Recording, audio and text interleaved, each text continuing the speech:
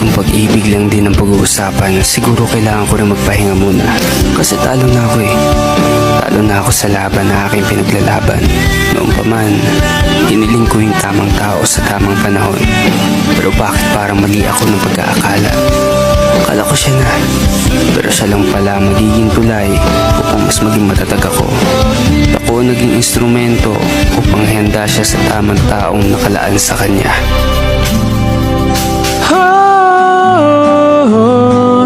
Hindi ko maisip. Huwag mong ipilit kung ayaw kang kausapin. Huwag mong kulitin kung ayaw kang pansinin. Tanggapin mo na lang yung katotohanan na hindi ikaw ang gusto niya o hindi siya interesado sa'yo. Tandaan mo na darating din yung tao na talagang interesado sa'yo. At higit sa lahat, yung tao na excited lagi na makausap ka.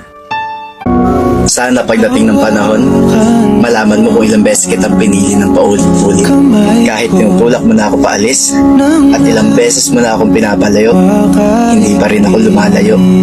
Pero totoo nga talaga, na hindi lahat ng gusto mo, makukuha mo. Kasi one thing na natutunan ko, kahit na anong gawin mo, lahat na ibigay mo. At iparamdam mong siya na yung mamahalin mo habang buhay. Pero kung hindi talaga ikaw yung gusto, baliwala sa kanya lahat yun.